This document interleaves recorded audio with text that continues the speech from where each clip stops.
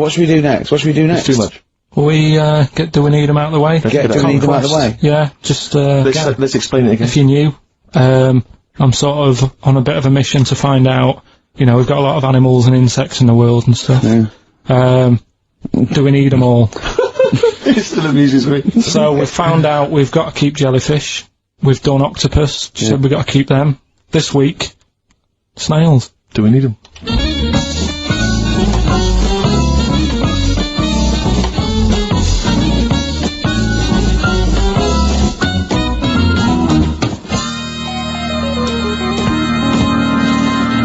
Just doing some research, right?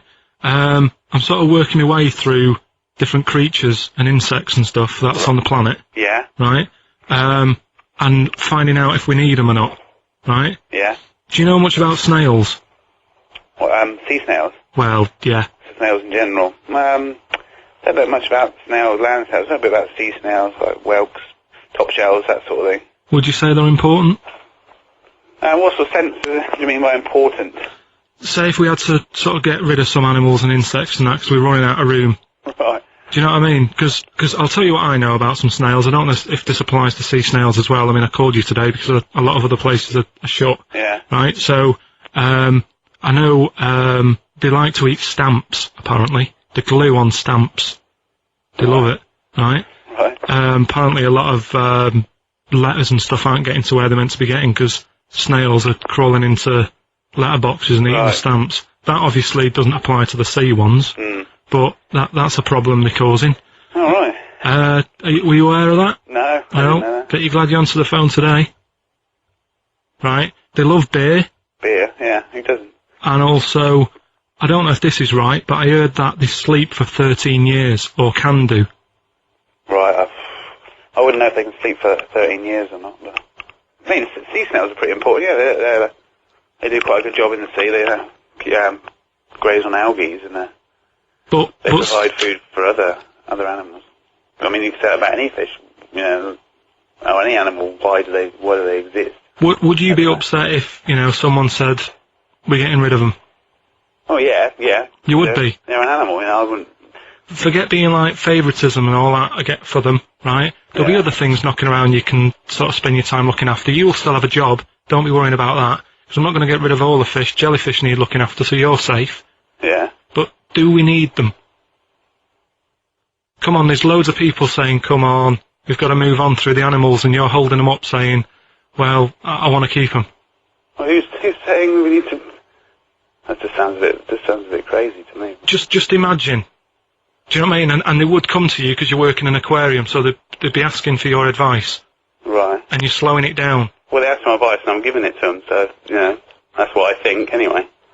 Yeah, but snails, you know, I mean, like I say, they drink beer and that, you know. What did they do apart from some food for a whelk? They were around, their descendants were around a lot longer than we have been. Yeah, they've been around a long time, but what have they done? Well, they survived that long, so they must be doing something pretty good. Well, apparently they sleep for 13 years, so really, even though they've been around for ages... I think that sounds a bit... But I don't think they sleep for 13 years. Not all of them, just the tired ones. So, snails, do we need them? Well, yeah, I just think they've got to, just as, you know, it's not for us to say, do we need them or not, we can't. So you think we should keep them? Yeah, definitely.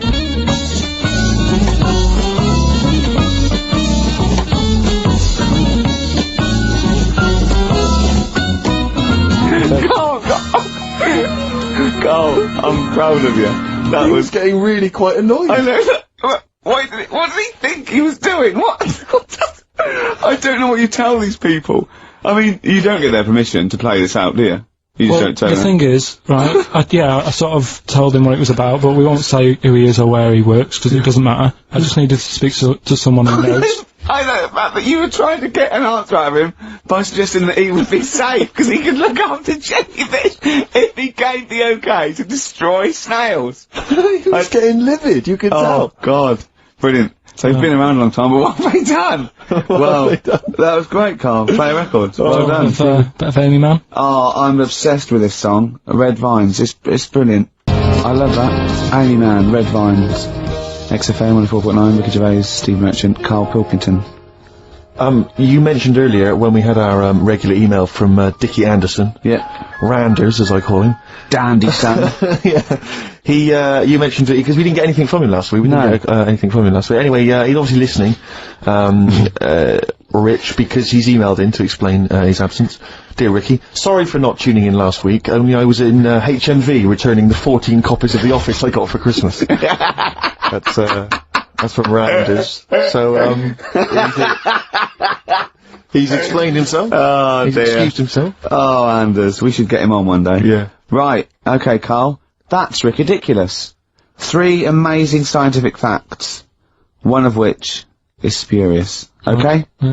Okay, 1. Girls can't throw because the part of their brain that allow men to throw properly in a girl is used up in emotion.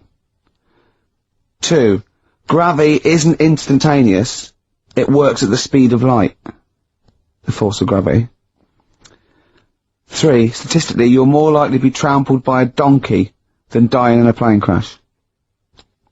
Now, even though the last one sounds daft, I think I've read that. About the donkey thing. Okay. So, girls... What's the first one? Girls can't throw properly because the part of the brain that allow men to throw is used up in emotion in a woman. Gravity isn't instantaneous, it works at the speed of light. So when you drop something, the force kicks in at the speed of light. What do you reckon, Steve? Well, it's not for me to say. This is a trick one where none of them are ridiculous. Or No, one of them's one of those 3. One of those 3 is not true. Right, well, it's definitely not the donkey, right, so... I reckon the girl one, throwing stuff. Is ridiculous. Yeah. Correct. Well done. Well Very done. well done indeed. Yeah. Very well done indeed. That's 2 out of 2 he's got so far. Well, there you go. Well, I'll teach you some stuff now, right? I've always been fascinated by the donkey fact, because it is an extraordinary fact that more people are killed apparently by donkeys Yeah. than they are by airplane crashes. Well, I suppose in countries where they're used, and, use a lot, that, they go a bit mad and squash it. But my concern is that when you go on a plane, there's so many checks. I mean, it takes some 40 minutes to go through all the checks, the air pressure, the cabin pressure, the fuel, checking the, flights, the takeoff, all the rest of it. Our checks for donkeys. Nothing. Did someone close the gate? I think so. Exactly, That's yeah. that's is our he donkey annoyed? check. Is he annoyed or not? You're not working him too hard, are you? Yeah. He's got his hand. Is there 2 holes for the ears? Yes. Well, I think that's what's happening. I don't think it's accident. I think they're picking us off. I think they're so annoyed that a nickname for them is ass. Yeah. And they've got to wear the little hat. They've got to ride give kids rides on the beach and that. I think they're just sort of annoyed. Yeah. Maybe they're sort of just picking us off one by one. Yeah. Teaching us a lesson. If we had the same stringent checks Exactly. on donkeys as we do on international flights, maybe there'd be a little stare. Exactly. Wise words. Cheers. Wise, if slightly incoherent words. Go on, Karl. Got that right. Acid. I would sort you out with some science. Brilliant. I forgot the puns in mind, didn't I? I forgot the puns. Yeah. Go on. Right, so, you asked to sort of be taught some science and that last week after being taught about war, so, did some research. And, there's a few things, I think we'll just cover one of them now. Go on. We've talked a lot about hairy kids. We have I discussed that a love lot. the fact that Simon Sharma has never started a programme like that. The Jacobites. We've talked a lot about hairy kids. Go on. It's a little bit, I mean, it's not your traditional science stuff, but it's still interesting and it's a little bit, it's still Yeah, we talk about hairy kids. We have disproportionately, honestly. I think this show's talked about hairy kids more than any other radio show. Well, it's one that... Sorry, I noticed both of you there dropped the H, or the H, or however it's pronounced. I had to. So airy kids, hairy. Yeah. Hairy children, not sort of airy, kind of light-headed or... Yeah. Well, there was the case of the one who lived in China. Yeah. And, which was weird for 2 reasons, wasn't it? Yeah. Well, go on. One was, he was covered in hair. That's already weird. And the doctor sort of checked him over and said, well, yeah, he is hairy, but he's quite healthy, apart from he had a little bit of eczema and a boil. That was the main bit of the story, wasn't it? Yeah. But this one, right, we have sort of talked about it, and you weren't having any of it at the time. What? This next bit of science I'm telling you about. Go on then. Right? Remember when I told you about a lad who was living at home with his mum and dad, right? Everything's, normal life, go to school, that sort of thing. Yeah. Then, I think his mum and dad had an argument, and it kicked off a bit, and he thought, I'm sick of this. It's happening all the time now. They kept having arguments. So the kid ran off into the woods. Mm-hmm. Oh. Yeah. Right? God. Now, he left, he went and ran in the woods, and he ended up living with some monkeys. Right. Right? And he thought, this isn't a bad life, you know, there's no arguments going on. Sure. He was getting on with them. And the weird thing bananas. is, this is where the science bit comes in. Oh, sure. He grew a load of hair on his body. That's not true. It's not true. It is true. It's an acquired characteristic. I bet someone will back me up on this. But no, you can't. You can't grow hair like that. You might get a little bit more down here. They might the erectile tissue might, you know, they won't fall out as much. That would, you know, but you don't actually grow a big mane if you're cold and you're a human. Well, he did. He did. This lad did. I know it sounds a bit strange in that, but he was living with the monkeys. And because it was cold, his body reacted to it. Listen, he was no hairier than he would have been if he was walking around naked on a cold day, with or without living with monkeys. The fact that he was living with monkeys makes no difference. No, I know, but I'm trying to get, you know, picture it in your head what it's like. Although Mickey Dolenz was always pretty hairy. Right? So, he was living with them, and he went into town or something one day Oh, yeah. to get some food, and the people there were like, hang on a minute, that isn't a monkey. What, he went in naked? No, he was there covered in hair. Yeah, but naked, but covered in hair, so it was decent. It was. Yeah, but that was a weird thing, they thought it was a monkey in the shop. And then So presumably he had a big long beard as well, because he couldn't shave, could he? No, he's just covered, he looked like a monkey. And they were happy to serve the monkey, were they? There's a monkey, he's buying a newspaper and some milk. How did he walk, Carl? Did he walk upright or whistling along? The picture that I saw on the internet, he was on all fours, but I don't know if that's when he was running away after they'd sort of, you know, realised he was a kid. But this was a picture. So he was a kid as well, he wasn't even like an adult with a beard? No, he was a kid. Brilliant.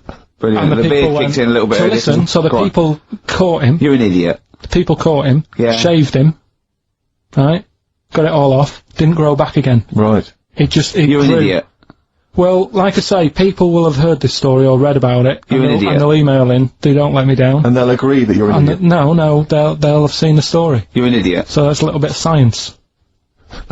You're an idiot. Really? I like the monkeys peeling potatoes. Right. That's never happened. They go and put nuts in the salt water to salt the nut. Whatever. How does that get to peeling potatoes? Because in your head, they were working in a canteen. Making chips. Yeah, definitely, yeah. It doesn't matter what the food is, I'm just saying how they know how to sort of prepare I that love food. the fact that you don't care what the fact is.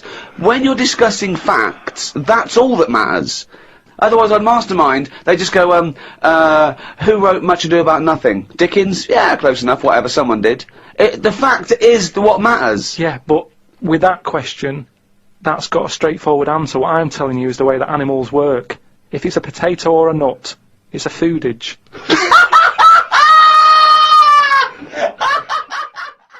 Yeah. You're quite well off now, aren't you? You've got your nice big house and everything. Has I'm all that right. made you happier than you were when you were Yeah, it was alive? the thing that I always wanted. That was the main thing, a house. I'm not bothered about, I've told you, clothes aren't anything. I don't wear jewellery because it irritates me. Holidays, the last thing what I do when I'm not working is get on a plane because I've been flying about.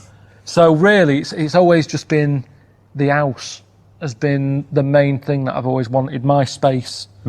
And I'm happy with it, and I like doing work in it, and I'm happy to have people round, but I'm happy to get them out as well. I'm really house proud. Yeah. If you come round, if I ever said come round, I say, oh, can you take your shoes off? Yeah, are you one of those? Yeah. Yeah. Straight away. Shoes off. No matter who it is. Really? Yeah, the gas man, he hates it. I bet. He's like, oh, do you know how many houses I go to? And it's like, well, if that's the case, you should have those coverers. Yeah. I'm not inviting you. What's so special about your flooring that the shoes will? Because it's clean, isn't it? I've cleaned it. I've got a steaming mop. I've got one of those Vax mops. I keep it clean, like I say. I'm house proud. And the point is, I didn't ask for the gas meter to be in the house. I didn't ask for him to come round. I'm always sending my own readings. They're always sending an email saying to give us a reading. So why is he coming round anyway? So if you're going to come round and hassle me when I didn't ask you to come round, they don't make an appointment. They just come round and go, I'm here to read your meter. Well, bring some shoe coverers. I know that your attention span on videos, people... See, there's so much on YouTube, you're probably gone already. I'm like that. I start watching something and you can see a little other video to the right of the video you're watching. You think that looks good. I was doing it the other day, watching videos of octopuses. I was watching an octopus get out of a jar, right? Somebody shoved an octopus in a jar and it was able to sort of unscrew the lid itself and get out. And I think it got about 3 legs out and I was already bored. When you think how amazing that is, that an octopus can get out of a jar, and I didn't even watch it all. I could see another video that said octopuses change colour depending on what they sat on. Do you know, like a chameleon? Bang, I was on that. So you're probably already gone. Amazon always say, oh, it'd be great if you do us a video. We'll put it on the front page and everything, loads of people will see it. They never do. That's why I sort of resent sitting here having to talk to you, because they say, no, we definitely will, this time we'll do it. I've done about 5 or 6 of these videos and they never put them on the home page. You stick it on the page where the DVD is, but by that point, you've already got to the page where the DVD is, so it's pointless flogging it to you. You're already close to buying it. If anything, this could just put you off. So what is the point? It sort of niggles me. The problem is Amazon, they flog too much stuff. It's the biggest shop in the world, isn't it?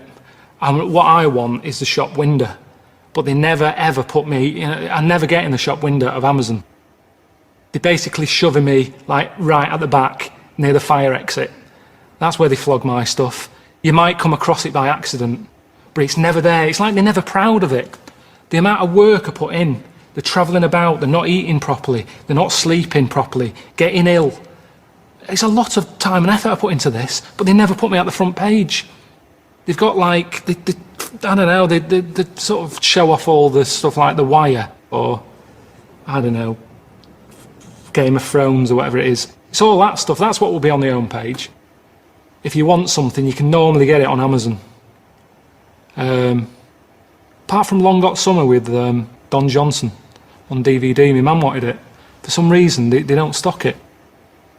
I don't know why that is. But anything else, they've got, anything you can think of, they're probably flogging it on Amazon. In fact, this is how I should do it. I should talk about how good Amazon is, and then I might get on the homepage thinking about it.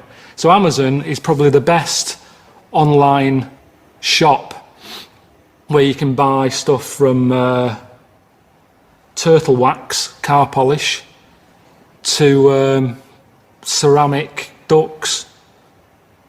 In fact, bigger than that. That isn't even that. You can get that in Homebase, both of them things. But imagine something at that end of a scale, and the other end, they cover it all. Apart from that Don Johnson film, that Long Got Summer film, they just can't. I don't know why they don't stock that. But if you want anything, Amazon is brilliant. So hang on, let me. So they can't edit this out. So for all the hottest titles in DVDs, The Wire, The Sopranos box set, and The Moaning of Life, that's out now on DVD.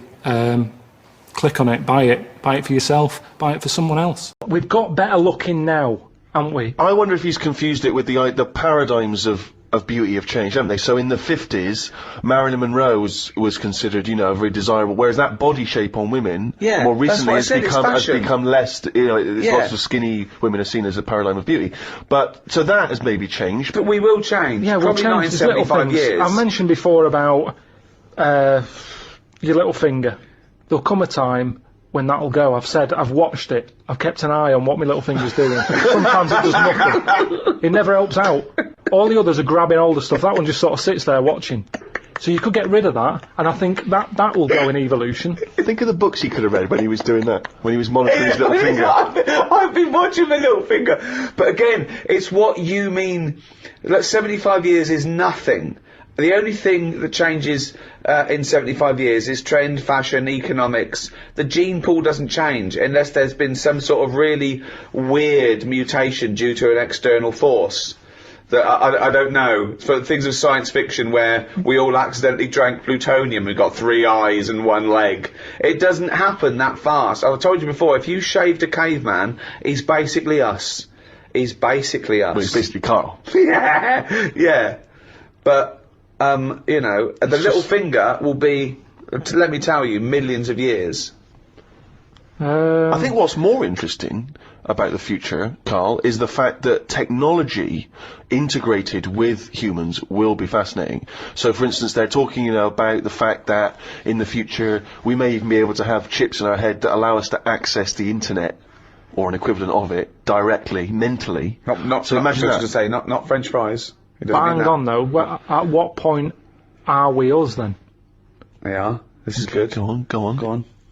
No, because if I can go on the internet at any time, then that's going to know more than me. What does that mean? Okay. When I don't know an answer to something now, which is a lot of stuff. Really? Go on. You watch University Challenge, and the stuff them kids on that know.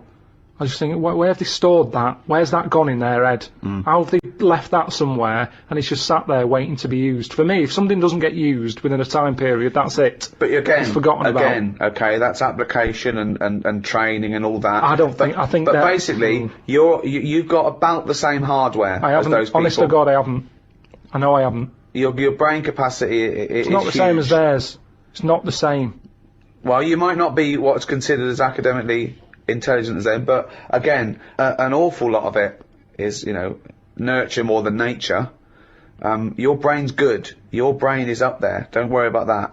Well, it isn't. But listen, so what I'm saying is, if I want to know the answer to something, I go on the internet. Yeah. Right. Now, if I've got a chip in my head with Google on it, I'm never going to use my head. I'll just be forever on Google. I'm never going to use my head! Well, I'm not, because what's the point? Your head is, though? Because I'm going to get it wrong. The chances are I'll get it wrong, so divert that.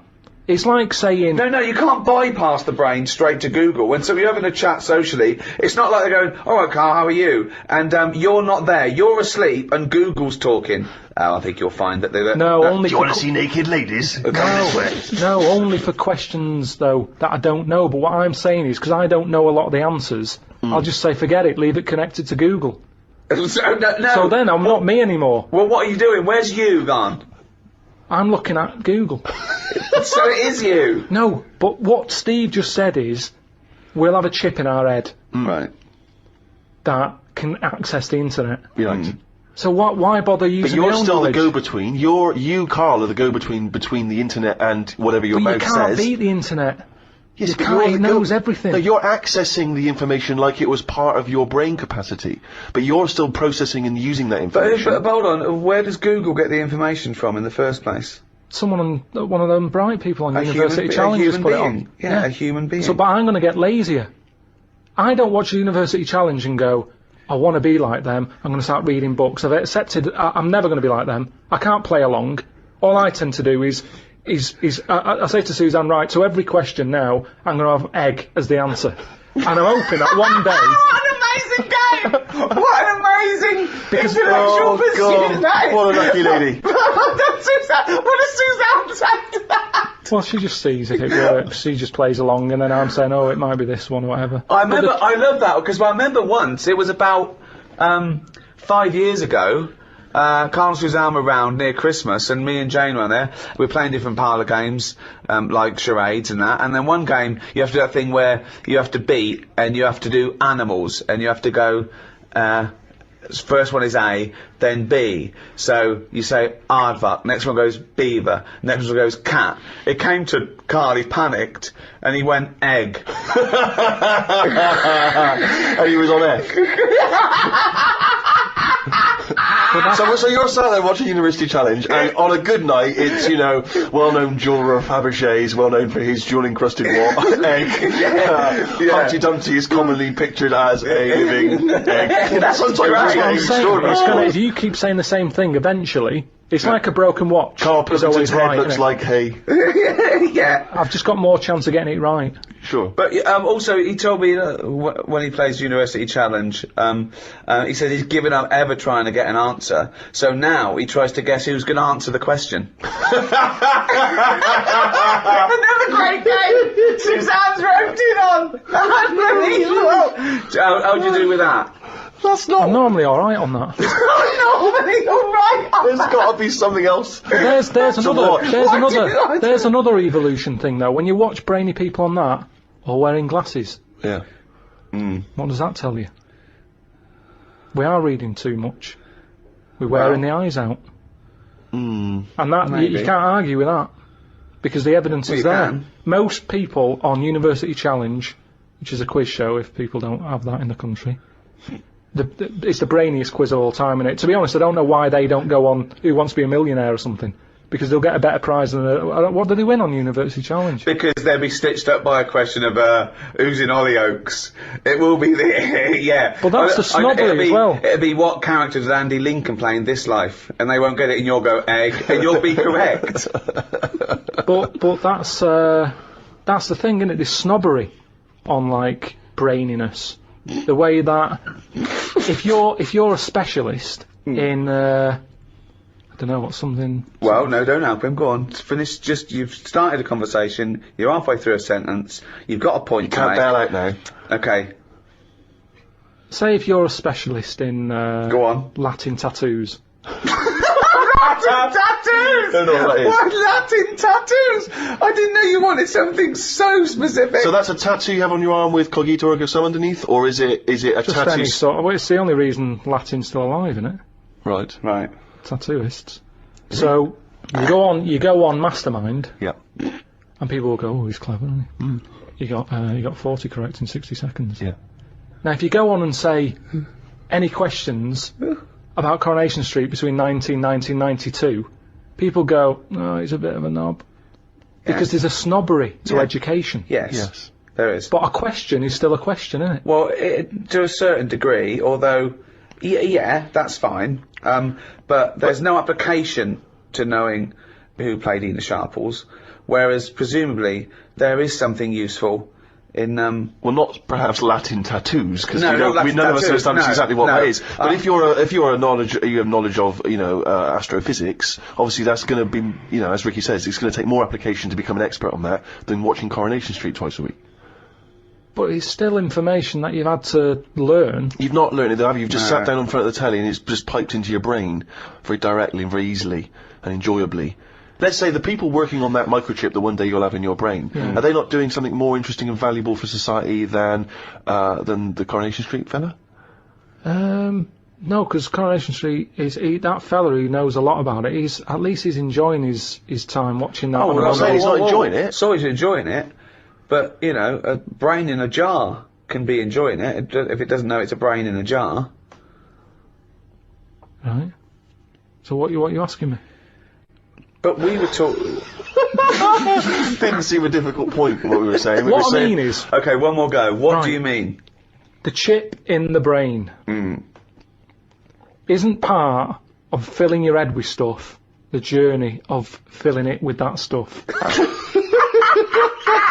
What do you mean? Whereas say if you had a baby, the baby pops out, it cries a bit. They go, right, what do you want your baby to be interested in? And you say, I want it to be a plumber. You go, right, when it's 2, we're going to stick a plumber chip in its head. Right. Yeah. It's not right, is it? No. I don't know why you chose plumber either. Well, we still need plumbing. Yeah, I know we do, but It's odd that they would have chosen plumber. They've got such such kind of small ambitions for their It's what his babies. granddad did, and they want the sort of the thing to go through the business. They own a plumbing business. They want the baby to carry on the business of the plumbing. They want the baby to be able to plumb. It goes on now where parents force the kids into riding horses, and you see the kid without the parents about, and you go, do you like horses? And they go, no, not really, we're being forced to get on a horse. Can't stand them. Yeah. And people would go, that's wrong. The kid should have the freedom to decide if he wants to get on a horse or not. That's right, yeah.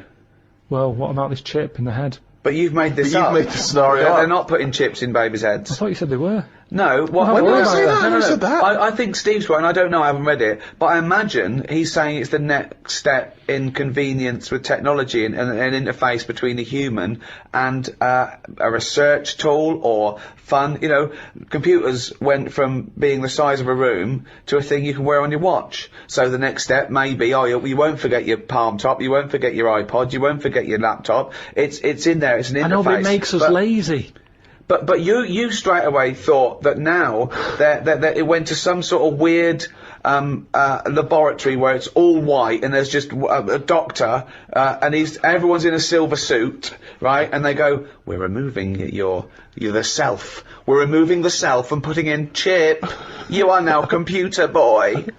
Yeah, I it's want to not. watch Coronation Street. Well, you won't in a few seconds. But I hate Coronation Street, me. Carl, it's not a question of. It's not that Google is now Carl. It looks like Carl, but it's just spouting, you know, little pop-ups about offers you can buy and cheap holidays here and there. He's not the man I'm married.